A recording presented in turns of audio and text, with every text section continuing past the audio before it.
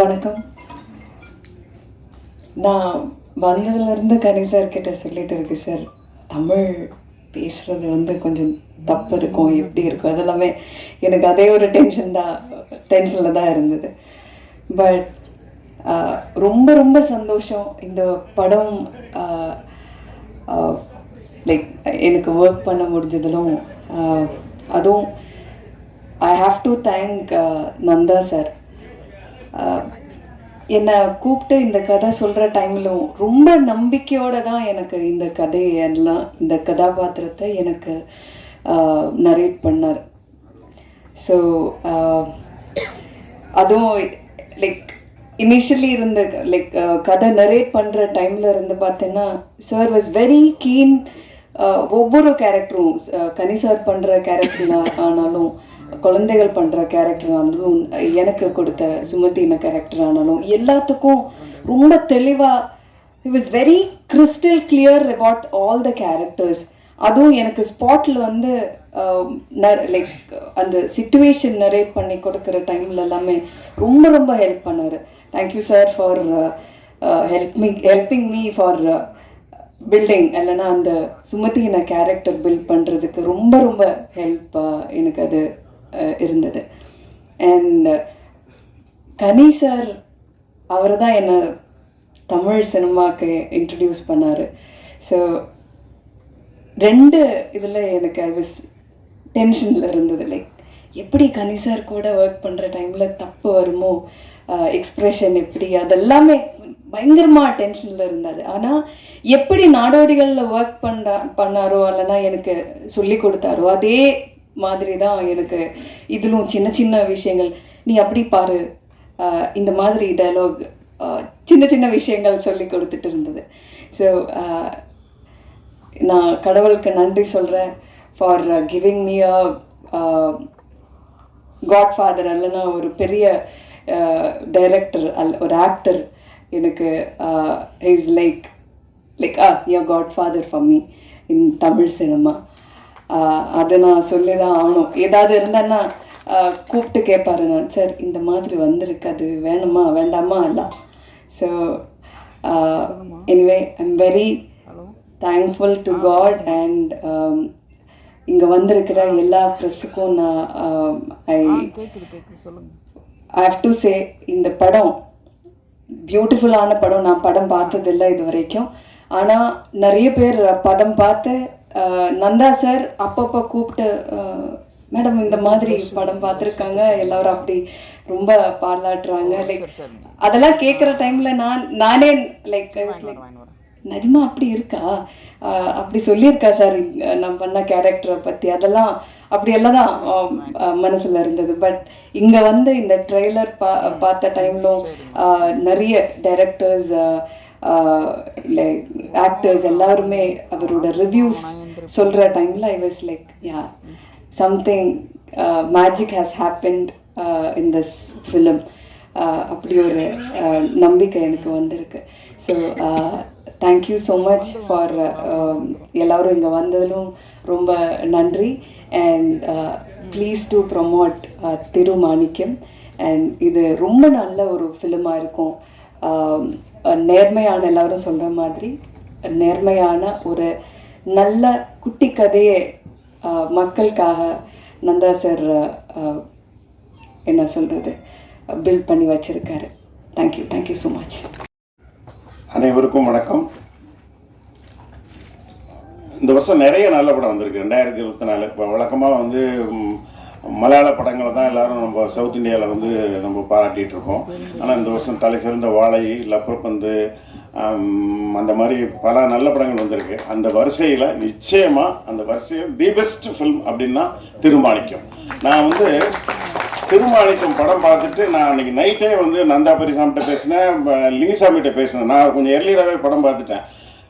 எனக்கு என்ன எமோஷனோ அதே எமோஷன் கதை கேட்டுட்டு கூட வடிவகரிசி அம்மாவுக்கு வந்திருக்கு அப்படின்னு சொன்னால், நீங்கள் இந்த படம் சோகமான எண்டுன்னு மட்டும் தயவுசெய்து யாரும் நினைக்காதீங்க. இது வந்து ட்ராஜடியான எண்டெல்லாம் அந்த படம் கிடையாது. இது வந்து இந்த கிளைமாக்ஸை வந்து யாராலையும் விவரிக்க முடியாது. நவரசம்னு 9 உணர்ச்சிகள் மட்டும்தான் இருக்குது. இதில் 10வது உணர்ச்சி ஒன்று, அந்த படம் நம்ம பார்க்குற எல்லாருக்கும் நமக்கு என்ன ஆச்சு ஏதாச்சுன்னே தெரியாமல் நம்ம பேசாமல் சைலண்டாக வருவோம். அதான் இந்த படத்தினுடைய வெற்றின்னு நான் நினைக்கிறேன். நிச்சயமாக அந்த படம் பெரிய வெற்றி அடையும். இந்த படத்தினுடைய வெற்றி வந்து நம்ம நந்தா பெரியசாமிக்கு வந்து தயாரிப்பாளர்களையும் நம்ம கௌரவப்படுத்தலை, தமிழ் சினிமாவை நம்ம கௌரவப்படுத்துகிறோம் அப்படின்னு தான் நான் நினைக்கிறேன். ரொம்ப நன்றி, வணக்கம்.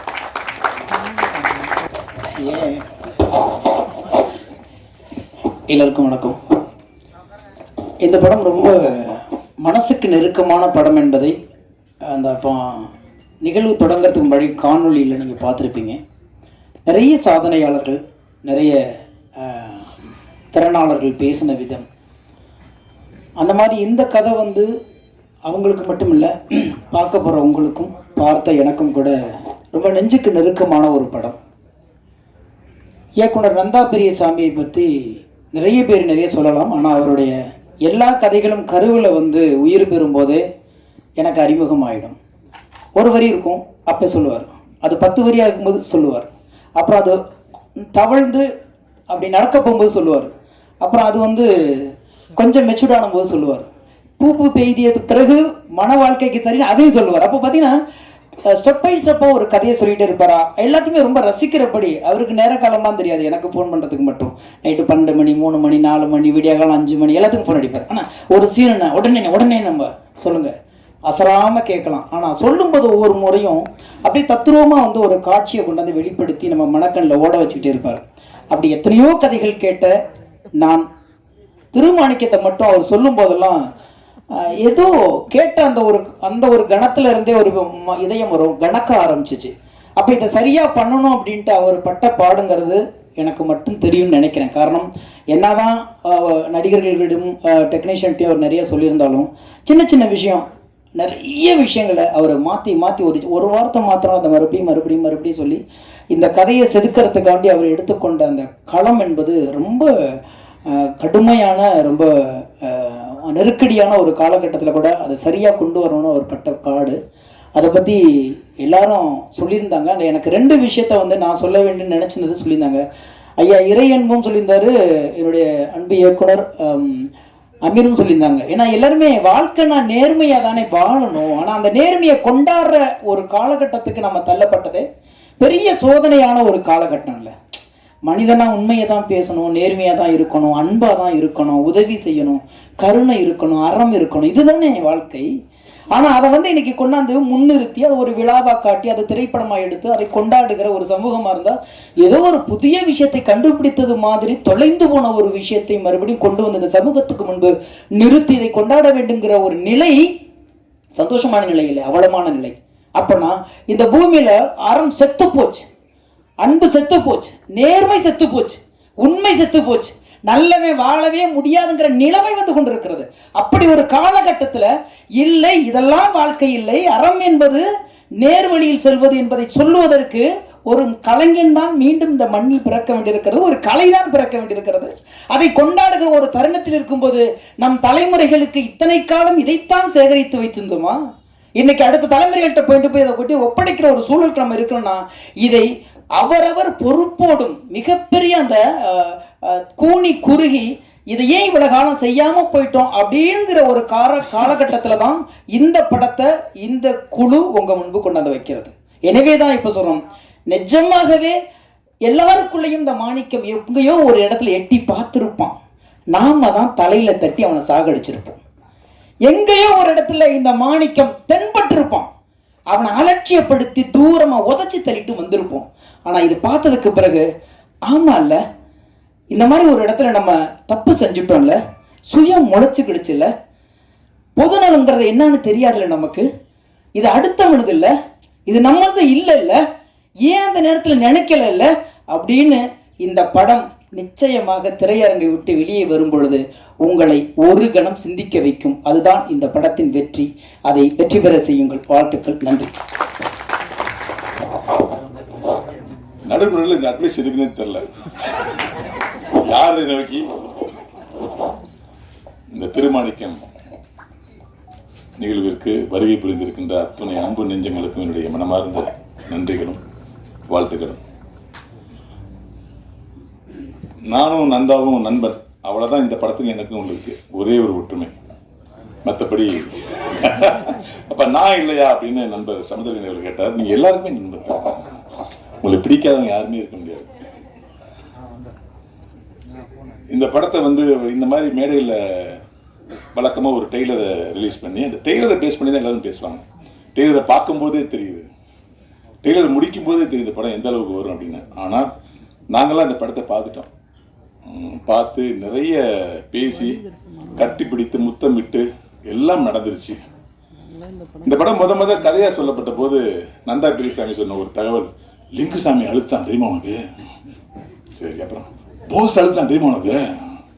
என்னடா லிங்குசாமி எழுதுறது போஸ் எழுதுறதுலாம் நம்ம சகஜம் தான். ஏன்னா அவங்களாம் ஆனந்த படத்தில் கூட்டு குடும்பம் வாழ்ந்து சின்ன சின்ன விஷயங்களுக்கெல்லாம் அதோடைய அன்பை பரிமாறிய குடும்பம், அதெல்லாம் சாதாரணம். அமீர் அழுத்துறா தெரியுமா உங்களுக்கு? ஹே, அமீர் மனுஷன் தானே, ஏன் அழுவார் இல்லையா? அமீர் கல்லையே கரைச்ச தெரியுமா உனக்கு? ஏன்னா டெம்ட் ஏத்திக்கிட்டே இருக்கானே, நீ பார்க்க வரியா இல்லையா? எனக்கு வந்து லிங்குசாமி அவர்கள் எழுதுதோ ஜோஸ் எழுதுதோ எனக்கு பெரிய டெம்டா படல. அமீர் எழுதுட்டாரா? அமீர் எழுத பார்த்ததே இல்லையே, அந்த அளவு கரைச்சானான்னு சொல்லி பார்த்தேன். உண்மையில் அமீர் மட்டுமல்ல, அழக்கூடாது ஈகோ இருக்கிற அத்தனை பேரும் அழுவார்கள் இந்த படத்தை பார்த்து. அதில் எந்த ஒரு சந்தேகமும் இல்லை. அமீர் சார், உங்களுடைய கண்ணீர் நேர்மைக்கு மட்டுமே வந்திருக்கிறது. பல இடங்களில் அது கண்ணீர் வராமல் இருந்ததுக்கு காரணம் நேர்மையற்ற மனிதர்களை பார்க்கும்போது எப்படி கண்ணீர் வரும்? ஒரு நேர்மையான மனிதனை, தன்னுடைய நண்பனை ஒரு நேர்மையான திரையில் பார்க்கும்போது அந்த கண்ணீர் வருவது இயல்பு. அதாவது வந்து அவன் முடிவு பண்ணிட்டான், தேசி மாட்டில் ஒரு 10 லிட்டர் பால் கறக்கிற மாதிரி பார்க்குறவன் அத்தை கண்ணிலேருந்து கண்ணீரை கறந்துடணும் அப்படின்னா. அதுக்கு காரணம் அவனுடைய எழுத்து மிக மிக மிக உண்மையான ஒரு எழுத்து. நான் அதில் ஒரு இது சொல்லியிருப்பேன், நிறைய நான் பேசினேன். கட்டிங் மைண்ட் ஒரு விஷயத்தை பேசணும். விளிம்பு நிலையில் பக்கத்திலிருந்து அனனியா பேசுவதும், நேர்மையின் பக்கத்திலிருந்து சகோதரன் சமுத்திரகனி பேசுவதும் புத்தகமாக வெளியிட வேண்டிய ஒரு வசன வார்ப்பு அப்படின்னு சொல்லியிருந்தேன். அதை நீங்கள் படம் பார்க்கும்போது உயர்வீங்க. இந்த படத்தை தயாரித்த நம்முடைய GPRK சினிமாஸ்க்கு வந்து இந்த படம் எப்படின்னா, ஒரு புது வசந்தம் படம் எடுக்கும்போது சூப்பர் குட் ஃபிலிம்ஸுங்கிற ஒரு கம்பெனி தரமான படத்தை எடுக்கும் அப்படிங்கிற ஒரு பிள்ளையார் சொல்லி போட்டு, ஒரு குஷி படம் எடுக்கும்போது ஒரு எக்ஸ்ட்ரானரியான ஒரு ஹிட் படம் எடுத்திருக்காங்க அப்படின்னு ஒரு சூர்யா மியூசிக் ஒரு படமாக இருந்துச்சு. திருப்பை சார் பிசினஸ் எடுக்கிற படங்கள் எல்லாமே நல்லா இருக்கிற ஒரு கண்டிஷன் ஏற்படுத்துனுச்சு. கவிதாலய படங்கள் எல்லாருமே எக்ஸ்ட்ரானரி படத்தை எடுப்பாங்கிற ஒரு விஷயத்த மக்கள் மத்தியில் ஒரு அப்படியே பரவாயில்ல பண்ணுச்சு. அதுபோல் இந்த கம்பெனி, இந்த படம் வந்து ஒரு மிகப்பெரிய ஒரு அஸ்திவாரம், மிகப்பெரிய மைல்ஸ்டோனாக இந்த படம் அமையும். இந்த படத்துக்கு அப்புறம் இந்த கம்பெனி என்ன படம் தயாரிச்சாலும் நல்ல படமாக இருக்கிற நம்பிக்கையை வந்து இந்த படம் கொடுத்துருக்கு. இந்த இதில் நம்ம நண்பன் சமுத்திரகனி நடித்தது வந்து எப்படின்னா, மதுரையில் ஜிடெக்ஸ் அப்படின்னு ஒரு டெய்லர் கடை இருக்குது. அங்கே அந்த கடையில் போட்டி போட்டு சட்டை தைப்பாங்க. அமீர் சாருக்கு தெரியும், நாங்கள்லாம் மதுரைங்கிறதுனால. சமுத்திரகனி என்னன்னா நம்ம சேர்த்து தான் அவரும் மதுரை ஏரியான்னு தெரியும். ஏன்னா அது கரெக்டாக சட்டை தைப்பாங்க. 1 இன்ச்சு எக்ஸ்ட்ரா ஷோல்டர் விலகாது, 1 இன்ச்சு லென்த்து கூடாது, அப்படி தப்ப வைப்பாங்க. அந்த மாதிரி சமுத்திரகனி கரெக்டாக தைச்சிருக்காங்க அந்த பெரியசாமி. ஏற்கனவே சமுத்திரகனி மிக அருமையான அட்வைஸ் பண்ணுற ஒரு ஆள். அவர் வந்து அட்வைஸாக பண்ணுவார் அப்படின்னு சொன்னீங்களே, இந்த படத்தில் அவர் எதுவுமே பண்ணல. ஆனால் படம் பார்க்குற ஒவ்வொருத்தரும் இந்த படத்தை பார்த்து பக்கத்து நண்பருங்க அட்வைஸ் பண்ணுவீங்க நீங்கள். அந்த ஒரு நிலைமையை இந்த படம் நமக்கு ஏற்படுத்துது. இதில் பாரத சாரும் நாசர் சாரும் லிமிட்டட் சீன்ஸில் அன்லிமிட்டட் எமோஷனில் கொட்டியிருக்காங்கன்னு நான் சொன்னேன். அதோட இன்னைக்கு வந்து வடிவுகரசியம்மா வந்து கதையை சொல்கிறாங்க சொல்லலை, அதெல்லாம் மீறி அவங்க ஒரு பண்பட்ட நடிகைங்கிறது படத்தில் வசனமே இல்லாமல் பல இடங்களில் கண்ணால் நடிச்சது நான் பார்த்தேன். முன்னாள் தான் பண்ணேன். ரொம்ப அதாவது இந்த மாதிரி நடிகைலாம் இந்த சமூகத்துக்கு வந்து இவங்களுக்கு நிறைய படம் கிடைக்கணும். அப்படியே ஜம்பாய் போகிறோம். புது புது ஆளுகள் வரும்போது பழையெல்லாம் மறந்து வரும். இந்த மாதிரி நடிகைகளை தேர்ந்தெடுத்து உண்மையான நடிப்பு என்னங்கிறது இந்த படத்தில் பார்த்தா வடிவுகரசியம்மா பண்ணியிருப்பாங்க ஒரு கேரக்டரு. சாப்பி மேடம். அப்புறம் பொதுவாக இந்த படத்தை பற்றி சொல்லணும்னா ஒன்று தான் சொல்லணும், நேர்மை. நேர்மை தான் வெற்றியின் ரகசியம் என்று கவிப்பேரரசு வைரமுத்து ஒரே வரியில் எழுதினது. 2 மணி நேரம் நேர்மையை உழைத்திருக்க அத்தனை டீமுக்கும் என்னுடைய மனமார்ந்த நன்றியும் வாழ்த்துக்களையும் தெரிவிச்சுக்கிறேன். இங்கே நந்தா பெரியசாமியுடைய மகனும் வந்து காத்திருக்காங்க. நம்ம அப்பா எடுத்த படம் இப்படி இருக்குன்னு அந்த குடும்பத்திலே நான் பேசிட்டேன். கிட்டத்தட்ட 30 வருட தியாகம், 30 வருட தொடர் ஓட்டத்தில் 4 பேர் தொடர்ந்து ஓடிட்டே இருப்பாங்க. ஒரு ஆள் போய் அந்த ஸ்டெம்பை கொடுப்பா, இன்னொரு ஆள் வாங்கிட்டு போவாங்க, 4ஆவது ஆள் போய் கரெக்டாக பாஸ் ஆகி போனால் தான் அங்கே வந்து கோல்டு மெடல் கிடைக்கும். இந்த 4 பேருமாகவே மாறி ஓடி ஒன்றா நந்தா பெரியசாமி. இன்னைக்கு இந்த படம் மிக சிறந்த படமாயிருச்சு. நண்பன் ஜெயிக்கணுங்கிறதுக்காக வந்து இயக்குனர் லிங்குசாமி அவர்கள் வந்து தோல் கொடுத்து நிற்கிறாரு. எனக்கு பெருமையா இருக்கு. ஏன்னா இந்த படத்தை வந்து பல தேட்டரில் போடணும், இந்த படம் மிஸ் ஆயிடக்கூடாதுன்னு சொல்லிட்டு மிக முக்கியமான இயக்குனர்லாம் தன்னுடைய நட்பால் அழைச்சி போட்டு காமிச்சு இந்த படத்தை பற்றி சொல்லுங்க, இந்த மாதிரி நல்ல படம் வரணும் அப்படின்னு தன் நண்பனுக்காக தோல் கொடுத்த லிங்குசாமி அவர்களுக்கு மனமார்ந்த நன்றி. இந்த படத்தை நேர்மையின் பதிவாக உங்களால் கண்டிப்பாக பண்ண முடியும். நீங்கள் தூக்கத்தில் எழுதினாலும் கூட இந்த படத்தை உங்களால் தவறாக எழுதவே முடியாத ஆணித்தரமான நம்பிக்கையில உங்களுக்கு விடைபெறுகிறது. நன்றி, வணக்கம். எல்லோருக்கும் வணக்கம். இந்த மாதிரி ஒரு நல்ல படத்தை தயாரிக்கிறதுக்கு முன் வந்ததுக்காக தயாரிப்பாளருக்கு என்னுடைய மனமார்ந்த பாராட்டுக்கள். இந்த படத்துக்கு பிறகு என்னுடைய அன்பு நண்பர் Nanda Periyasamy sir most wanted director லிஸ்ட்டில் கண்டிப்பாக வருவார். ஒரு அழகான ஒரு சூட்சமத்தை பிடிச்சிட்டாரு அவர். இனிமேட்டு அவர் தொட்டதெல்லாம் ஹிட்டு தான். ஸோ அற்புதமான ஒரு படத்தை எடுத்தது, கதையை யோசித்ததுக்காகவே அவருக்கு என் பாராட்டுகள். சில பேர் இந்த கதாபாத்திரம் பண்ணால் பொருத்தமாக இருப்பாங்க அப்படின்னு. இப்படி ஒரு நேர்மையான ஒரு விஷயம், ஒரு நேர்மையான விஷயத்தை பற்றி பேசுகிற ஒரு கதாநாயகன் அப்படின்னா தனிப்பட்ட வாழ்க்கையிலே ஒரு நல்ல அபிமானத்தோடு இருக்கக்கூடிய சமுத்திரக்கனி சார் நம்ம நினைவுக்கெலாம் வருவார். ஸோ அவர் இந்த படத்துக்கு மிக பொருத்தமான ஒரு தேர்வாக நீங்கள் பார்க்கும்போது உணர்வீங்க. அடுத்து பாரதிராஜா சார். பாரதிராஜா சார் வந்து ஆக்சுவலாக சிவாஜி சாரோட பேசிட்டு இருக்கும்போது ஏதோ சொல்லுவாங்களாம், நானும் ஆக்சுவலாக நடிக்கிறதுக்கு தான் சார் வந்திருந்தேன் அப்படின்ற சொன்னப்போ சிவாஜி சார்கிட்ட, ஏண்டா உங்கள் ஊரில் கண்ணாடியே கிடையாதா அப்படின்னு கேட்டதாக சொல்லுவாங்க. பட் ஆனால் இப்போ சிவாஜி சார் இருந்திருந்தாருன்னா பாரதிராஜா சாரோட நடிப்பை பார்த்து சீரியஸாகவே உச்சி மோர் இன்னும் போகாமல் கூட பட்டிருக்கலாம். அவர் அந்த அளவுக்கு அருமையான ஒரு பர்ஃபார்மன்ஸாக இருக்குது. மற்ற அனைத்து தொழில்நுட்ப கலைஞர்களும் அற்புதமாக பண்ணியிருக்காங்க. விஷால் சந்திரசேகர் சார் ஒரு பெரிய தரமான படத்துக்கு போடக்கூடிய ஒரு அற்புதமான ஒரு இசையை இதில் வழங்கியிருக்காரு. ரொம்ப அனைவரும் சிறப்பாக இருக்குது அப்படிங்கிறத நீங்கள் உணர்வீங்க. சில படங்கள் நமக்கு வெற்றியை தரும், சில படங்கள் சந்தோஷத்தை தரும், சில படங்கள் பணத்தை தரும், சில படங்கள் நட்பை தரும். இந்த படம் எனக்கு நிச்சயம் ஒரு பெருமையை தரும். இப்படிப்பட்ட ஒரு படத்தில் நான் நடிச்சிருக்கேன் அப்படிங்கிறது சின்னதாக இருந்தாலும் ரொம்ப மகிழ்ச்சியாக இருக்கேன். இந்த படத்தை பாராட்டுறதுக்காக எங்கள் குழுவை பாராட்டுறதுக்கு வந்த அத்தனை உயர்ந்த உள்ளங்களுக்கும் என்னுடைய நன்றிகள். மீடியாக்கள் இதை நல்லபடியாக மக்கள்கிட்ட கொண்டு போய் சேருங்க. மீடியாவும் மக்களும் இந்த ஒரு நல்ல தரமான படத்தை சிறப்பாக ஒரு இடத்தில் வைப்பார்கள் என்று நம்புகிறேன். நன்றி, வணக்கம்.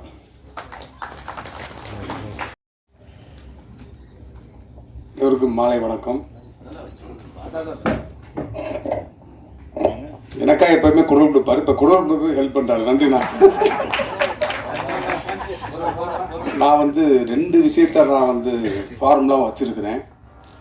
ஒன்று வந்து புத்தர் சொன்ன உன் மனம்தான் விதி, அதுதான் நான் வந்து ஃபார்முலா வச்சுருக்கிறேன். இன்னொன்று வந்து ஓடிக்கொண்டே பிரார்த்தனை பண்ணுவோம். இந்த 2 தான் வந்து இன்ன வரைக்கும் ஓடுறதுக்கு ஒரு காரணமாக இருக்குது. இந்த திருமாணிக்கம் வந்து ஊர் கூடி இழுத்த தேர், இந்த வடத்தை வந்து எல்லாருமே ஒவ்வொரு கைப்பிடிச்சு ஹெல்ப் பண்ணியிருக்கிறாங்க. இந்த கதை முதல்ல நான் சுபாஷ் சந்திர போஸ், திருப்பதி சுபாஷ் சந்திர போஸ் சொன்ன உடனே எப்பயுமே என்னை திட்டிகிட்டு இருப்பார், என்னை பாராட்ட மாட்டார். முதல்ல பாராட்டு வாங்கி கொடுத்த கதையாக அவர் நம்பி மேலே உடனே லிங்குசாமி சார்ட்ட கூட்டிகிட்டு போய் நீங்கள் இந்த கதையை சொல்லுங்கன்னு சொல்லி அன்னைக்கே அங்கே இருக்க டேரக்டர்ஸ் பன்னீர்செல்வம், பிருந்தா சார் எல்லாத்தையும் கதையை சொல்ல சொல்லி இது வந்து படமாக வேண்டிய கதை அப்படின்னு சொல்லி ஒரு பிள்ளையார் சொல்லி போட்டது அவங்க. அதுக்கு பிறகு சில பல காரணங்களால் வந்து காலதாமதம் ஏற்பட்டோன்னா ராஜா செந்தில் மூலம் சீப்பர் ரவிக்குமார் சார் வந்து இந்த படத்தை ஆரம்பித்தார். இன்னைக்கு இந்த படம் வெளியே வந்த ஃபர்ஸ்ட் காப்பி முடிகிற வரைக்குமே நிறைய பேர், குறிப்பாக வந்து சமுத்திரக்கனி அண்ணன் வந்து என்னுடைய ட்ராக் ஸ்டோரி, என்னுடைய பின்னாடி இருந்த எந்த கதையுமே கேட்கல. உடனே நான் ஷூட்டிங் போங்க, நீங்கள் டயட் பண்ணுங்கன்னாரு. எனக்கு ஒரு பதட்டமாக இருந்துச்சு. அவருக்கு ரொம்ப பிஸி ஷெட்யூலில் ஒரு நாள் கிடைக்கிறது கூட கஷ்டம். 25 நாள் தொடர்ந்து கொடுத்து இந்த மாணிக்கத்தை வந்து திருமாணிக்கம் ஆக்கணும். முதல் பெருமை வந்து அவருக்கு தான். ஏன்னா என்னைய நம்பினார். கதை நல்லா சொல்லுவார், எப்படி எடுப்பார்ன்ற எந்த கேள்வியுமே கேட்காம என்னை நம்பினார். திருநாடுல வால்மீகி தான் வந்து கம்பராமன் எழுதினார்.